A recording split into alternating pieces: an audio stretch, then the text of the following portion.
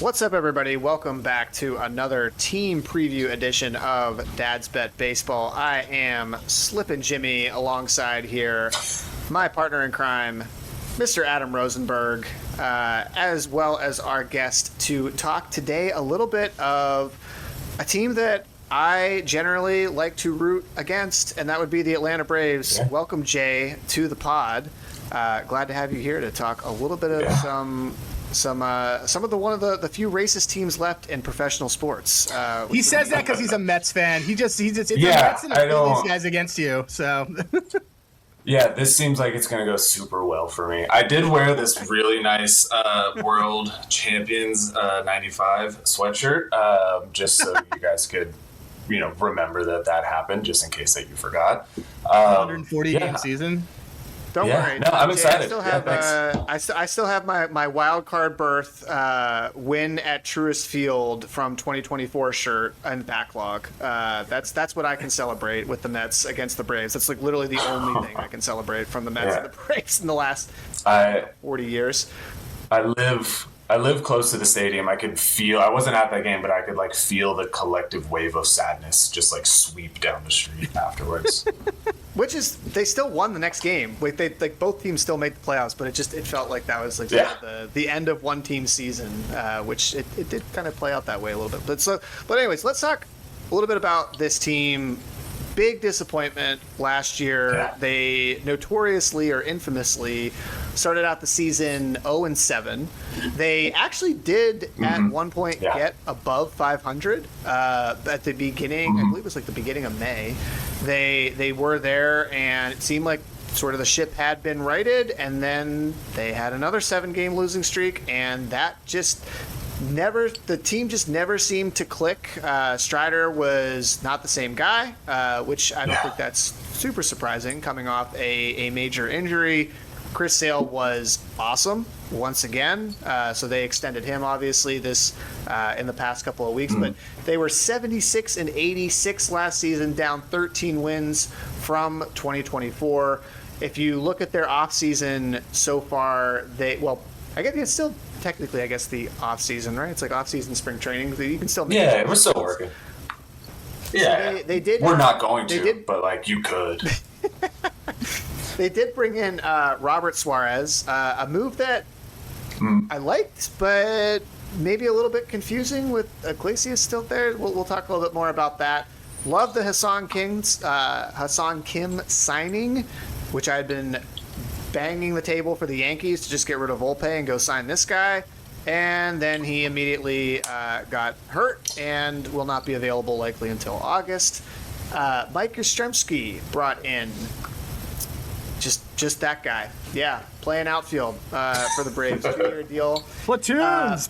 You don't like yourself a platoon. Yeah, listen, man, it's gonna work. I don't see why you don't think that it would work. He's got it in his blood, dude. It can. Speaking of platoons, Mauricio Dubon coming in. Come on down. This is we got.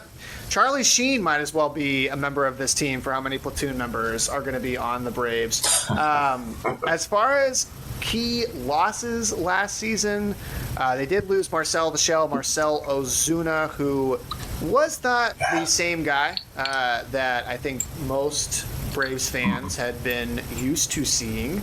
And really, so overall this team did not necessarily have a very exciting offseason, to say the least. I guess Jerickson Profar coming back on a clean, PED-less, suspension-less year would be considered somewhat of an acquisition. But, Jay, tell us, you're the resident Braves fan here. Tell us what you remember most about this team, and did you bet on this team a lot? Did you fade this team? What was sort of your memories here from 2025?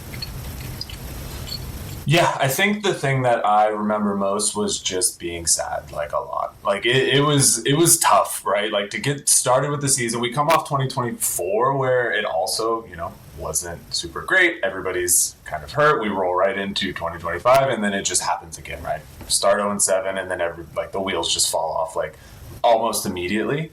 I have this general rule, which maybe I'm different than a lot of the people that might come on this show, but I don't actually bet on the teams that I root for. Because I'm a Braves discipline. fan. That's called discipline. You were not that. You'd be maturity. surprised how many of our guests had actually come on and said, like, I don't want to bet my team. I don't want to bet on them. Yeah, Like, why are you making me do this? It's just sort of, it's like... It makes me feel better about myself as a Braves fan and as a Tampa Bay Buccaneers fan. Like, it's hard to ride that wave enough as it is as a fan. So, like, having money on top of that, like, can be tough. There are times, though, right, where I'm playing, DFS or something like that, where, like, I just want to stack the Braves or stack against the Braves, like, every single day sometimes. And, like, it can make that tough.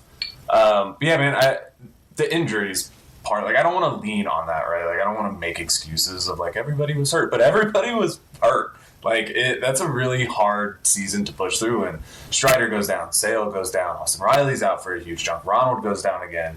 Like, it makes it really hard to just be like, okay, well, here are the guys that we have, I guess, and, like, it'll be fine. Because, it's not fine as much as I don't want to give credit to the Phillies or the Mets. Like, the Phillies obviously, like, have a team that can go out and put it on people when they need to.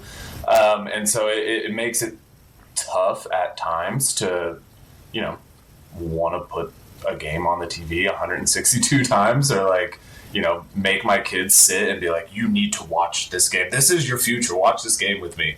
And they're like, Dad, we're losing by, like, a lot again. I don't want to watch this. But that doesn't mean that I'm not excited for this year. We are back, baby. Have you not been watching spring training? That's all I have. That's what I was going to ask. I was going to ask, like, I don't even know, other than Ronald Acuña hitting bombs, I mean, look, maybe your kid who won't go to sleep because he's watching Zootopia, maybe show him Braves highlights from the last couple of seasons. I mean, what you tell me, like, what should I be seeing on this? Because I was actually, right before you got on, I was like, let me see, because Spencer Strider pitched the other day, like, was his velo good? I didn't even check yet. Yeah. Because I was away with, like, how was his velo? Because, like, this guy was the guy that we were all afraid of until he was found to be mortal through, that brace. He didn't even have the surgery. He had the brace. And then he never really looked the same last year. And there's there's a bet on him I like, but I want to hear from you. Like, how did he look in his first start? The brace stuff always scares me, right? Like, maybe just go get the surgery, dude. Just, like, get it over with. Please, for the rest of us. I know that sucks for you as a player, and, like, you definitely don't want to do that, but it never seems like it works out all that well. But, I mean, if he can get back to, like, anywhere close to where he was a few years ago, right? Like, he was untouchable, right? He was the next John Smoltz times Greg Maddux times Randy. Like, whatever you want to call it, like, he was that guy. And if we can get some version of that back, like, that's incredible. He looked pretty good the other day. Like, it's spring training. They don't go, too incredibly hard. But, like, I think the rotation is going to be tough because Spencer Strellenbacher is just, got weird shit floating around in his elbow. Had the surgery. And then Hurston Waldrop, back-to-back days, right? It is just like a nonstop hammer of bad news that just keeps At least happening. It wasn't hand bones, like it was the first week. Yeah, we'll just pick a different side of the ball, and we'll just pick different parts of your arm to just be hurt every single week. Halsong Kim's going to break his freaking finger slipping on the ice or whatever. Come on. I don't know. But I feel pretty good in the space that we are. I know it's spring training, but, like, that's kind of all I have right now. And Matt Olson just putting it on the ball like he normally does. Ronald maybe had the best swing I've ever seen him take in his entire life yesterday. Hit a grand slam. Braves put up like 11 in one inning or something like that. Like, I'm excited to see the actual lineup back on the field in the way that it's meant to be out there for the most part. Still going to miss Sean Murphy for a while. And, like, the DH spot is going to be interesting without Marcell Ozuna. But, like you mentioned, last year, there were times where I would have rather had Marcel the Shell, like, in the DH spot than Marcell Ozuna. He, like, just wasn't the guy that he was for the years prior to that, but it's going to be an interesting spot, right? It's not going to be just one dude who can just sit in the lineup and try and hit bombs for the entire year. We're not going to have our Kyle Schwarber anymore. We're just going to have this, like, fluid group of guys that bounce in and out depending on who needs a day off or what the platoon looks like. If we have Profar or Yaz in left field who, whatever. If Michael Harris just, like, can't hit lefties again and, like, we got to pull him out against lefty, like, I don't know. It's going to be a weird interesting kind of figuring it out phase, I think, that we start with. Yeah, Spencer, you can show my screen on this too, because I was just looking at as we were kind of going down the trip to memory lane. I forgot that Charlie Morton ended up back on this team again at the end of last year, and look how many pitchers you guys had last year. Joey Wentz. We had all of them. We had every single pitcher in the league. Every single pitcher in the league showed up on this team. AJ, who's gone this year. Every single person. Carlos Carrasco, who by the way has not looked terrible in spring, is apparently there. Yeah, I think Ronald, like, as a Phillies fan, I hate Ronald Acuña. As a baseball fan, I love Ronald Acuña. I just think he's just such a. It's tough for someone to say to me a better all-around player in baseball. Like, I just think I think his MVP season was just such a what I love to see in an MVP season. Like, I want an MVP that steals 70 bases and hits 30 bombs, like near 30 bombs. It does does the whole thing. And just throws people out from the corner, like on the fly. Unbelievable cannon.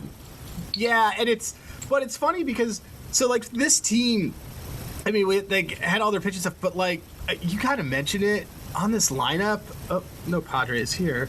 This is still my filter. Let me clear all on Handygraphs. This lineup is still the guy you didn't mention, and I want to get your take on. Best pull hitter in the league, in my opinion, Austin Riley. Are we getting Austin Riley? Is Austin Riley healthy? Are we getting him this year? Is there like a way that you like approach? Like, do you like him in fantasy? Do you like him in betting? Like, I mean, that is the guy that kind of gets lost the last couple of years. Who I always say to CJ every year, I'm like, I'm gonna do it again. I'm gonna bet Austin Riley to lead the league in home runs. He's like, okay, get a donation, and then he's gone 3 weeks in. But he's also always has like a 60% pull rate on like the second week of the season, and nobody else has that, and I love him. Yeah, I mean, when he's right, he's about as good as it gets, right? And he played 102 games last year, 110 games a year before. But the 3 seasons before that, 159, 159, 160. Like, he has it in him to be out there every single day for the entire year. And when he does, he's going to hit 38 home runs. He's going to hit almost 40 home runs. He just hasn't looked right the last couple of years. And he's, again, another guy that has, like, gone through the injury gauntlet. Like, every step it seems like something is wrong, but he's back now, seemingly fully healthy. He's got great flow all of a sudden. Like, his hair is just dangling out of the back of his hat. I feel like that's a good sign. I gotta look this up. I gotta look up Austin Riley long hair and get this one going. Yeah, it's he's just got this nice like lettuce coming out of the back of there, and so like I feel like he looks like a ball player. He looks like Dansby Swanson.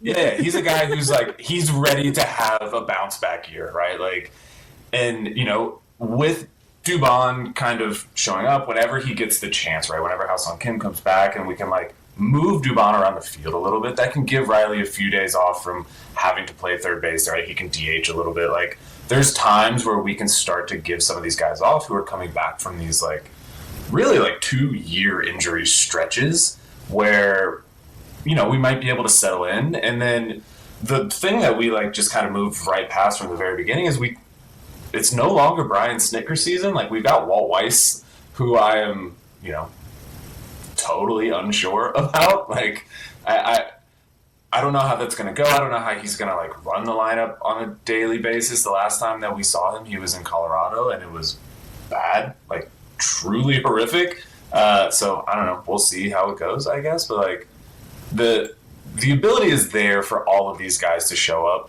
and we can talk about it later or whatever, but like, I've got one guy on this team to lead the league in home runs. I don't think it's like really that hot of a take, but like so I'm gonna go, we can jump right at Matt Olson. I think Matt Olson can go out and hit 55 and like not even think about it. I love it. I mean, I think he's like forgotten on this. Like, I'm trying to figure out, full disclosure, I have some Acuña stuff, but I'm trying to figure out ways to bet Matt Olson because like he's just, well, he's very handsome, but also he's wildly handsome. Wildly handsome. So 170 hits for a guy that 170 hits on a guy that had a very down year is incredibly good. Talking about this. What do we got? What do we got odds on? What are we looking at here? Yeah, so Matt Olson, I looked around a little bit. I found him. He's on DK plus 3,000 to lead the league in home runs.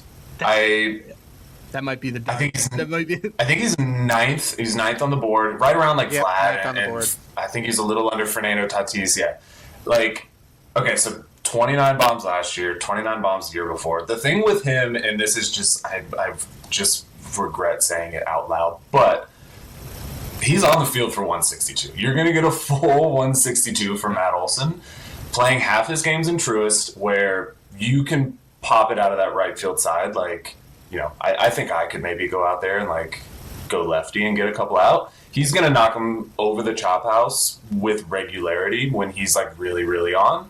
So he had 29 last year, 29 the year before, 54, 34, 39. Like, with a little bit of protection, right, with the rest of the lineup healthy, intact, there's guys around him hitting. Austin Riley's back. Like, we figure out what that lineup looks like, and, you know, you can't just kind of toss around him. There's a chance that he just sits in the box and knocks. He has the Cal Raleigh season from last year. And to like, back up your point, Jay, he's I like it. tied for fourth in total plate appearances last season. So Lindor, number 1, Yeah. Devers 2, Ohtani 3, and then Schwarber and Olson were right there at tied for fourth at 724 plate appearances, 624 at bats. I think at bats he might have even been like second in the league. He shows up for my yeah. As people can see, the home run forecast filter, which I made on Handigraphs, which is a barrel. I want you to have a barrel rate that's higher than 10%, which even that is just kind of like being generous because it really should be 12%, and a hard hit rate greater than 42, which really you want it to be 45, and a max EV greater than 110. There's like these are guys that I would ever want to bet for like home run leader. Just to give everyone an idea where Matt Olson is on here. Matt Olson's hard hit rate, first of all, 53%. So it is 10 over, and that's on a down year. It is 10 over what I think is the bare minimum, and his barrel rate is 14%, which is almost 5 over what I think is the bare minimum, and his max EV is solidly in that I'm going to do this, and his contact percentages is bonkers. Like he K'd a lot, but not a lot. Like 24% is fine for what he's doing. Yeah. I had another thing that I liked, but I liked this more than what I'm going to tell it later. Sorry, CJ, keep going. Well, CJ, one thing I would call out with this team is that defensively they could be kind of a mess. So just note that because for on the pitching side of things, if you are going to be, I called by the end of the season, I said that their starting pitching staff was the OTD staff, the out to die staff, because you had Charlie Morton, you had Bryce Elder, who is back, Grant Holmes, eastbound and down, Grant Holmes, he's back. So you've got guys there that like are not going to get great defensive protection, and man, as far as players go, like I wanted so badly to try and make a case to bet Michael Harris because he is like a cheetah in the outfield. He is somebody that I have. Talk about watching Ronald Acuña play baseball. Watching Michael Harris cover the outfield is a thing to watch, and I'm just saying this solely as an objective baseball fan. And I just wish that guy could figure out how to put it together for a full season at the plate. But when I'm betting on somebody that's going to be likely batting 8th or 9th in the order, I just can't quite get there on some of his like sort of longer season futures that I would want to bet. But I think we already kind of talked about it, Berg. I mean, you hit on it, Jay. You talked about this guy, which also the long hair actually scares the shit out of me as a Mets fan. Like that is it means business, dude. That's like if I'm a Red Sox fan when Brett Gardner came up to the plate. It's like, I don't know if this guy's going to do something, but he's probably going to fuck us up. And I just could see that with Austin Riley. But I'm looking at him as a bounce back season. If you want to play a dart, I kind of liked him at RBI leader at 45-1. There's just too many guys on this team ahead of him that can hit. If you think Olson's back, which again, not that Olson was bad last year. It's not like, if I go and look at Olson still was a 366 WOBA with a 272 average. Like with not zero lineup protection. with zero. Yeah, no. I mean, he Drake definitely Baldwin- wasn't having a down year, right? He needs 20 more home runs than he should. But like he had. Acuña, 403 WOBA, Jurickson Profar, when he did come back, 346. Drake Baldwin, 351. Like, all of these guys, like, there's a lot of dudes on this lineup that are good at getting on base. And if you think that Riley is back and he's healthy, that's one of the player sort of long shots. I have another player future that's like more of a floor, but that one to me is, in addition, I love the Olson home run leader one, again, because he just, like you said, he's going to play every single game I really like this Riley, player. 45-1 for RBI leader was the one that I thought was interesting. That's a good one, too. And he's going to be in the 4 spot, right, with Olson in front of him, Profar, maybe Drake Baldwin. Like, there's been some talk about having Drake Baldwin kind of up early in the 2nd spot, like, and then Ronald, is just on base 3 times a game. Like, you're gonna have chances to knock runs in. Yeah, it's so funny because I came here with. So I have another one on the pitching side that I like. So there's a look. I mean, we said like, I like this lineup.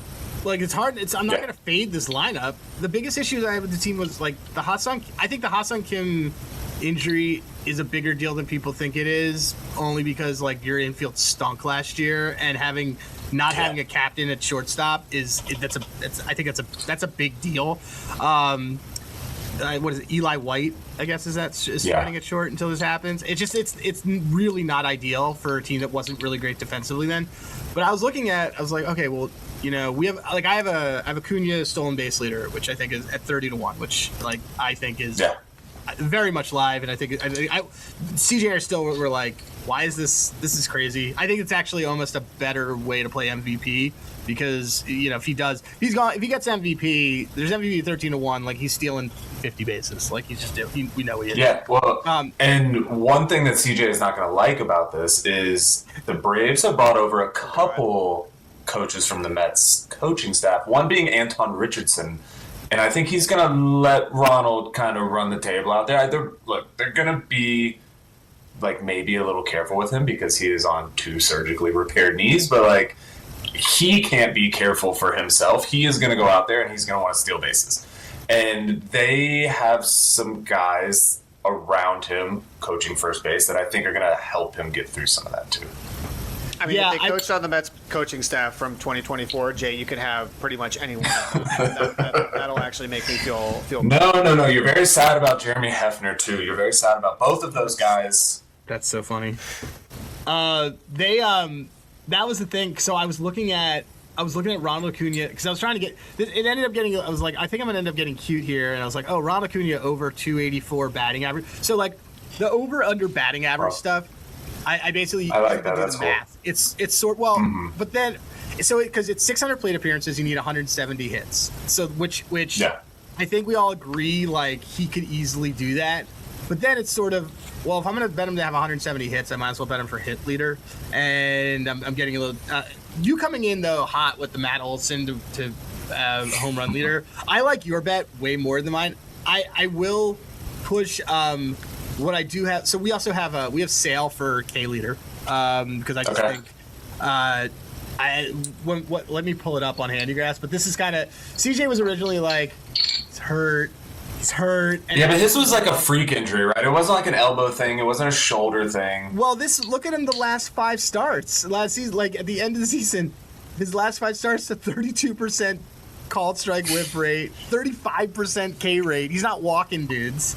No, he's disgusting. And his BB, which is that's CJ's boner stat, is there. But that's so we have him forget. We have a lot of like ceiling liability on this team. But the one that right before we got on that I like. So Spencer Strider, he had 23 games last year. He got 21 decisions. He was 7-14 in 23 starts, which is kind of absurd. So I went in and I looked at his win at his him to have 14 wins is 4-1, which I really like because basically what we're hearing is he's back and fully healthy. He's going to pitch 170 innings then, either way. If you're getting 21 decisions in 23 starts and you have a healthier lineup now behind you, a lot of those flip to easily being like a 10 or 11 wins. And then you just need a couple other things to break your way for 14. I think that's super doable. At 4-1, I think that's kind of crazy doable. So that's kind of one that I keyed in on before. So all right, I'm glad you brought up Strider, because I was going to throw that was the other bet that I was hinting at a little bit earlier, was the Strider. So we initially on the sale one had talked about actually looking at Strider for K leader as the guy to target in that market, and he's 22-1. He is the 9th. By the way, Sale is 8th favorite. Strider is 9th favorite. They're right next to each other. So you can get him at 22-1 if you want him for K leader. But to your point, Adam, and again with the injury to Swelly as well, like they need Strider to throw innings. They can't really play kid gloves with him this season. They have to have him out there in order to make up for some of the deficiencies around the rest of their starting pitching. And this is a guy that, Jay, you had mentioned, in 2023, his All-Star season was absolutely electric.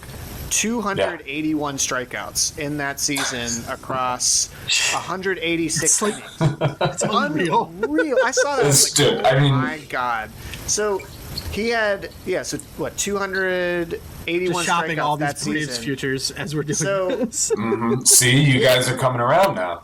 If you look at the bands for strikeouts, 200 plus strikeouts. So again, I mentioned that Strider was 9th favorite for strikeout leader. He is listed as the 18th most likely to get 200 plus strikeouts, and that's at 3-1. Why is Spencer Strider nearly 3-1 to get 200 plus strikeouts? So I'm betting a 3-1 price on a guy that we're expecting, if healthy, to basically throw around the same type of volume that he threw in 2023, and he's yet still a top 10 favorite for K leader. I just thought that was like kind of wild to me, like that you could just get the 200 plus as essentially a floor on him and get him at 3-1.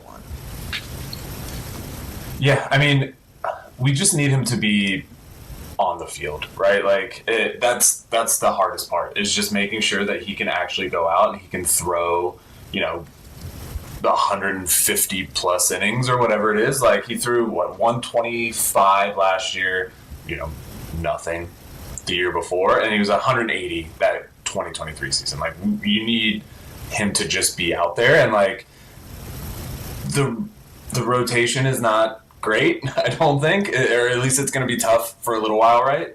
Without Schellenbach, without Waldrop, we have this kid J.R. Ritchie who is, pretty electric, but like he might not even break camp. We're going to be running a very interesting rotation for a little bit, and like, we need Strider out there, and we need him throwing innings, and we need him to do it a lot. And by the way, he was a down season for him strikeout wise last year. His K per 9 was still almost 10 a game. So if you extrapolate what he had thrown last season, again, bad Spencer Strider still had 131 strikeouts in 125 innings pitched, and you pull that across and say he's going to throw another 50 innings, he's at the 200 mark, and you're getting a Spencer Strider that kind of sucked, and still is just going to throw the innings. Yeah. I can't believe they let him in. They literally were like, "You're gonna eat it" on all of these games. Like they literally said for 14 L's, they said, "You're gonna eat. You have to eat this." Like nobody else. He shaved the mustache at one point, didn't he? It was like he was having like a quarter life crisis or something. Let me just. Yeah, it was tough, and he. Like people weren't talking about his quads. His mustache power was gone. Like I got to put this on screen. This looks. Let me find it. This is not. This is what he looks like. Yeah, that guy can't. That guy's not throwing. That guy's a dweeb. That guy is. There's no 200 strikeouts. Okay, actually, just ignore everything I said for the last 5 minutes about that bet. It's so okay. But here's the thing. So here's the tempers. So we're doing a lot of fun navel gazing on this team, which is only a term that people over 35 know. But I was told that the other day. Someone said, I don't know what's navel gazing mean. I'm like, because you grew up on Twitch. Yeah. So, but, all right. But the rest of your rotation, we talked about this. Okay, so Ronaldo Lopez, was kind of a fill-in starter even for the year that he started all year. Like, what are we kind of getting out of him? And, look, the total on this team isn't what they're at, 88, 89 or something? 88 and a half I guess, right now. Yeah. 88 and a half. So, I mean, what are you getting out of him? Because we already talked about it. You need pushing 180 innings on both the guys who are off injured. And now what are you going to get out of Ronaldo Lopez for this year? We hope that he goes back to 2024 Reynaldo Lopez, right? Like, 3.5 WAR, 135 innings, like a guy that can just go out there and actually throw the baseball in a way that, is not just going to be giving up runs every 5 seconds.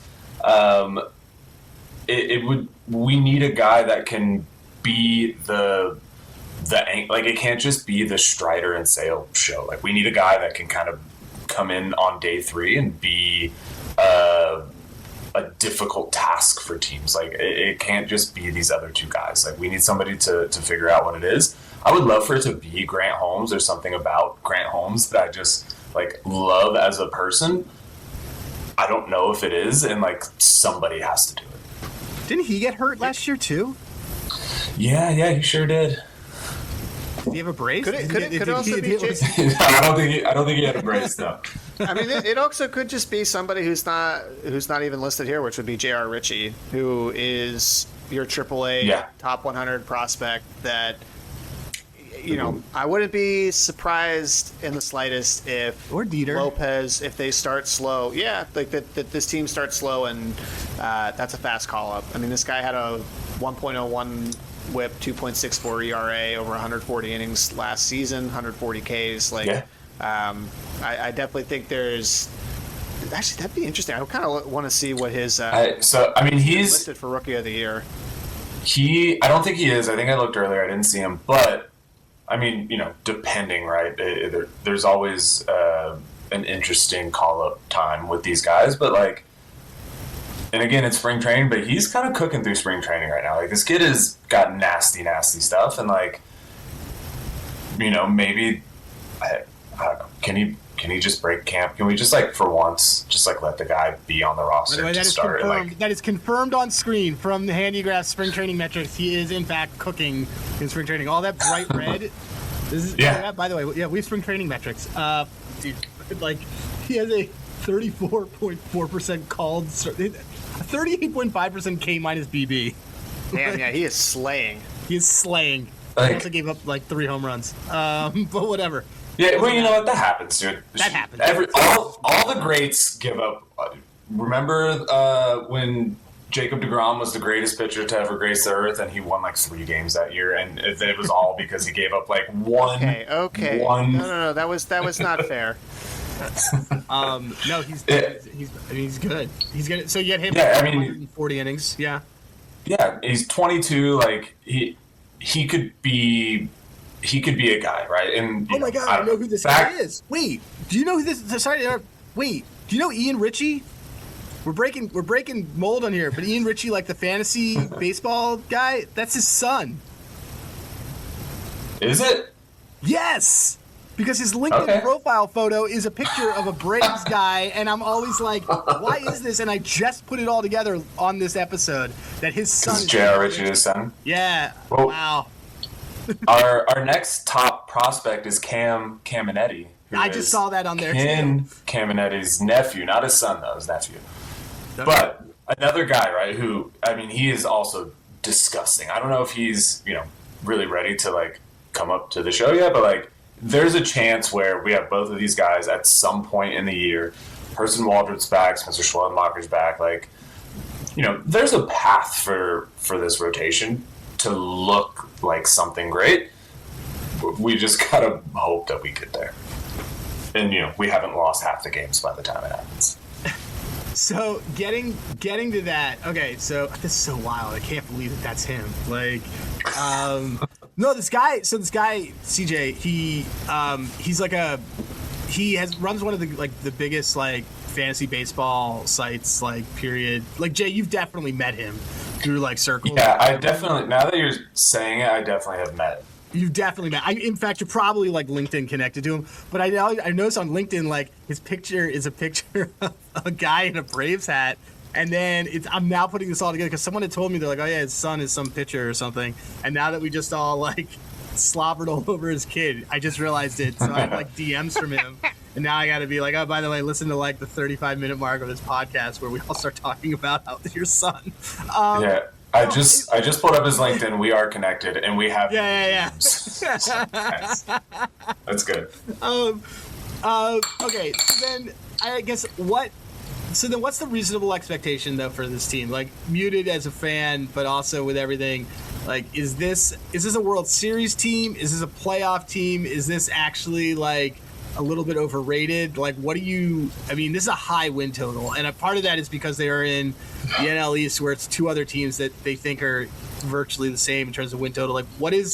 What's your outlook on this team on that end, or where it gets them? Yeah, I mean, tempered expectations don't exist as a Braves fan, right? Most people are going to say World Series is, but that is actually it. At minimum, right? You have to win the division and you have to make a run into the playoffs. It's a little tougher with a brand new coach, and it's a little tougher with a lot of guys bouncing back from injury. But in terms of just the overall talent that exists across the majority of the lineup, there's no reason that this team shouldn't go out and be incredibly competitive towards. I think Fangraphs has us as second highest odds to win the World Series by the Dodgers. It's overwhelming. By the way, Fangraphs had the Braves to basically make the playoffs through August last season. They were above 50%. Yeah. So just add a little bit of grain of salt and who's working in the Fangraphs for projections for the Braves. I mean, there was a time towards the end of the season where it looked like it was gonna be fine, and then they just had a crater in 2 weeks. But I mean, I make it to the World Series. Ronald goes 30-40, maybe 30-30 at minimum, at bare minimum. Matt Olson leads the league in home runs. Austin Riley leads the league in RBI. Spencer Strider comes back, comeback player of the year. Maybe we get Chris Sale as another Cy Young. It seems easy, right? When you just look down the lineup, it's easy to just pop these right out. But I think that we can't let the Mets push us around. Can't let the Phillies push us around. You have to go out and you have to at least handle business in the division. Otherwise, Braves fans are going to be really fucking pissed, and they might already be to begin with. But there has to be a team that can go out and just be competitive, because last year, for the most part, it just felt non-competitive throughout the entire season. This team also, by the way, was 21-35. I just was going to say that. One-run games. I know you love that stat. Sorry, I love it. I do, because that's what it's my favorite one. This is what I looked at Toronto last year. So yeah. Yeah, I mean, and it's funny because So let's actually get here to the crux of this, which is 88.5. Yeah. Are you over or under this, Jay? I mean, it's hard for me to not be optimistic, right? But I don't see any reason why they can't touch that number. Again, provided that everybody can be healthy. If everybody can actually be on the field, there's no reason that they can't move past that in a pretty quick way. They were 30-22 in their division last year, and they still had a terrible year. Yeah, they had I believe I know against the Mets last year they were like 11-2 or some crazy fucking number. Yeah, it was just one of those on the Mets. Third least team in the league, I think. If I'm there's no analytics behind this, but it was just one of those years that don't work out in your favor, which is fine, right? Because the Dodgers were a fucking buzzsaw and whatever. But it's a good time to come back. Not so much in the regular season. No, they weren't. Yeah, they were. Yeah. Yeah. They just load managed the Clippers. They just load managed their way to whatever that was. I don't know, man. I'm trying to reverse course on this Braves team because of that, but it's just, I mean, I guess, like, to me, the number, I have to go over on this because there is, like, I don't like your, I have a huge problem with the pitching. We actually haven't even talked about the fact that you have Suarez, who led the league in saves last year, but there seems to be, if you look at the odds, there seems to be no intention of having him close. It seems to be he's not going to be the closer. Who also was quietly electric. Yeah, it's still going to be Iglesias who's going to come in as a closer, but Suarez, first of all, disgusting, and having them back to back, right? Like it's going to be a really. They looked at that stat and they saw we lost a lot of fucking games by 1 run last year. Like, we're not going to let that happen again. And a lot of those runs seemingly came in the 7th inning, the 8th inning, like towards the end of the game. They're not going to let that happen again. I hope. Yeah. Nope. I would agree. I like the over on this team's win total, CJ. I know I've kind of reversed course on that, but it's a 90 win team.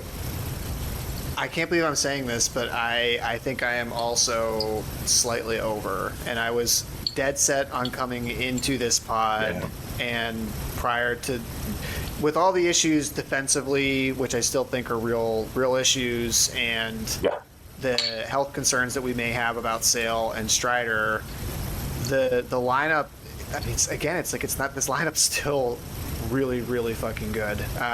And I do think this team has the ability to also bottom feed a little bit from the Nationals being in this division. When we get to the Nets preview, I'm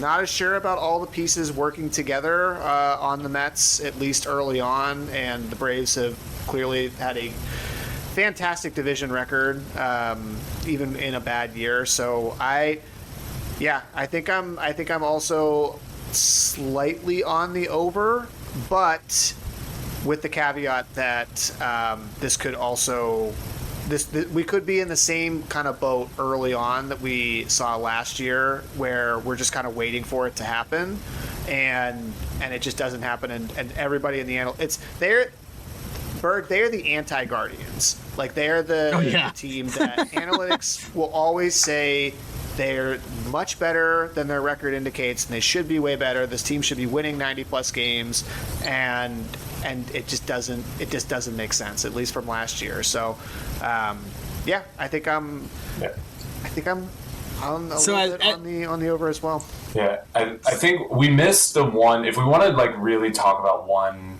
like pitfall in the lineup, it's a little bit of a sad, sore spot, I think, for Braves fans, but like, Ozzy always has to get it together. Yeah. Like, it was a tough watch the last, 380 or whatever games, however many he played over the last couple of seasons.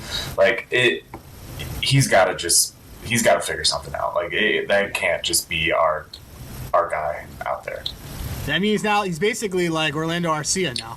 He's just down there at the bottom of the order. No, I think that's it. Okay, so a couple bets. So first of all, I think we all agree. I think we're all taking Matt Olson to lead the league in home runs. So like, I'll speak for all of us because I think that's a fantastic bet. Like, that's a great bet. I'm also going to be on Spencer Strider to win 14+ games at 4-1, and I have my Acuña liability. One thing, CJ, I will ask you before you close this up.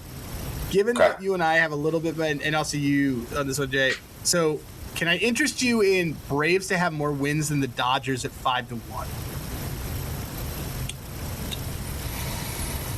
I mean, yes, you can definitely interest me in it. Yes, yeah, you can definitely. Yeah. I mean, the answer is yes. We'll partake in that. But yeah. That's I'm in. I'll take it. So I came out of this with a lot more Braves liability. Full disclosure, I mean, we both have liability on the Dodgers 104.5 under. So I'm already dude, we got that. I think we got that higher than that, didn't we? Didn't we? I think it was 104.5. We got that open. Which is still, I believe, 104.5, which is also wild to me. But I do have liability on that piece, but there are. I mean, The Dodgers can also win 96 to 98 games, and the Braves could be a 100-win team. Like they do have that ceiling to where they could. The Dodgers could have a excellent season by any standard, and right within their sort of standard deviation, and the Braves could still have a better record than them if enough stuff goes right with the starting pitching. So, yeah, I think we've talked. This has been a enlightening Dad's Bet Baseball team preview. I love that I could bring you guys around. No, you did actually. Like success. Yeah. Like well done. You need to like show up in some sort of like persuasive coaching type of class, Jay, because it was pretty effective, especially coming from a Braves fan over here to Mets and Phillies fans to say we actually probably it was looking rough for me coming into the pod here. I wasn't exactly sure the reception that I was going to get, but no, it worked out. I think we are all in agreement now that it's easy. Yeah, that's helpful. I do have one. Yeah. I have one non-Braves thing that do it. I fucking love Brian Wu, and Brian Wu AL Cy Young at plus 2,000. Dude has just immaculate eyebrows, and like there's just something about that guy. First of all, he is nasty, and he looks great while he's doing it. I have Brian Wu, AL Cy Young. I'm in. We're really high on that team. We have Logan Gilbert, Cy Young, so one of us is going to be right, in my opinion. I told this to CJ because I'm going back to Vegas in like a week or 2 weeks, and I already told him I'm like Cubs, the exacta of Cubs over Mariners and Mariners over Cubs. I'm probably going to do one with Braves too. It's like over 140 to 1 on both sides. Wow. Yeah, so I'm just like I'm going to sprinkle on all this as the exactas. I think I think the Mariners are probably one of, if not our favorite teams in the AL because of that. And I think Blue's great. Yeah. No, that's all. Yeah, I love them. My wife's family are from Seattle area, so I've kind of adopted the Mariners. We've gone to I guess not Safeco anymore, but T-Mobile or whatever the fuck it's called now. Like, been there a bunch of times. Like, I love that area. I love going to those games. So yeah, I pay extra attention to the Mariners. But are you saying at Circa? I was just at Circa. Yeah, I'll be at the Circa or the D. It ends. I'm going with all the SGPN guys. We're all going to invade for March Madness, and so we'll figure it out. But that's for offline. CJ, I'm gonna give a quick call out to Hall of Fame bets because we forgot to do it early in the episode. I snanked you earlier. You snanked my promo read. Please go. Go ahead. It's all good. It's all good. Hall of Fame bets. If you were listening to, first of all, you're listening to this, you probably listen to other episodes, so you know that we love Hall of Fame bets. HOFapp.com. Use code DADS. 50% off. And you 50% off your first month, and you get 7 days free trial. All of the information that we're talking about, you can actually find by looking up players in there. And one of the cool things about the site that we always talk about is that it doesn't matter if there is a game on or if there is even in season. You can still look up potential hit rates and things like that. You can't do that on a lot of other sports or a lot of other platforms, and we really like them. And if you're using handigraphs to find things and then you say, hey, I want to see how this guy is against a bullpen, or I want to see how this guy is in his last 9 games, you can do that on their site too. And so we're a very good compliment. So yeah, Hall of Fame bets, HOFapp.com. And with that, we want to do a quick dad move because Jay's here. We were talking about just getting your kids to sleep or some shit before. Dad move is basically like talking about something that you're proud of as a dad from the last kind of week. I mean, for me, we let our kids sleep in the same bed in the hotel last night for the first time. Jake was just like, I'm not sleeping in a crib because my sister's sleeping 2 feet from me, so it's like a slumber party. Yeah. But what we did was we just covered, because he still sleeps in a what is it? Not sleep sack. Sleep sack. He has his feet. Yeah.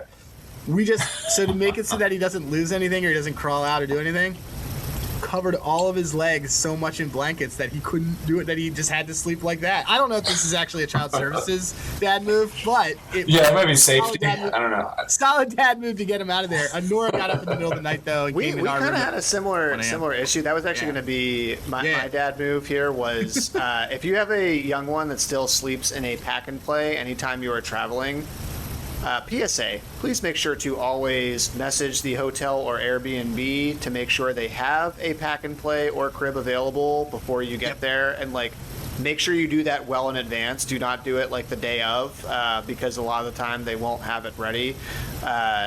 Having to go through my 18-month-old son trying to figure out an Airbnb in Spain with no pack and play or crib available, how the hell he was going to sleep was not a fun exercise. So for all the dads out there with kids in pack and plays and cribs, make sure to request one in advance and well in advance. Okay. So something that we have done a lot in the past, and again, we can I'll be the judge of how smart this is maybe, but for our son, he's a little bit older, right? Like when he was in the kind of 2 to, around that age, we would always get hotel rooms with 2 beds, right? And we have an older daughter, so her and I would kind of be in one bed, and then my wife would be with our younger son in another, and we would put them on the bed that's closest to the wall, because there's always one that's like right up against the bathroom wall. Put him closest to the wall side, and then take the ironing board and put the ironing board up as the same height as the bed, and then slide it all the way down, so you can't like fall in the crevice. So you just get this one really long, like flat surface. It's perfect. He can't fall down. There's nowhere for him to go. It worked out great. It's never failed. I was like, I know where this is going, and it's going to some sort of object in the room to be used as that. Excellent. It's excellent. Jay, tell everybody where they can find you. So you can find me on Twitter, X. I'm old enough that I guess it's still Twitter in my head. Hey, Jay Huffman, and I'm just on there just fucking talking into the void most of the time, but you are more than welcome to come talk to me about Brave stuff. As are probably 98% of the people on X anymore. That is true. So that is true. I love the NFL draft, so I'm just watching dudes run full sprints in their underwear. People have been going crazy the last couple of days. Yeah, I mean, everybody was talking about how like down of a draft year this was going to be, and then just records are being broken left and right. It's incredible. It's like the most athletic draft I've seen, man. Yeah, it's unbelievable. We have 250-pound tight ends running like 4.38s. It's unbelievable. So yeah, if you want to come just talk about that kind of stuff, like please come find me. That's awesome. CJ, take us home. Well, we've covered a lot here. We covered boner stats as part of this, to say the least. So this has been a packed episode here as far as our Braves preview. So just want to say thank you again, Jay, for joining us. You are welcome as our resident Braves fan to come on anytime. But with that, we are going to wrap up another one of our team previews. Make sure to listen in, and we will keep having more of these churning out. As Adam has famously said, we are probably halfway through, if not definitely halfway through these. So make sure to keep tuning in, and we will catch you later.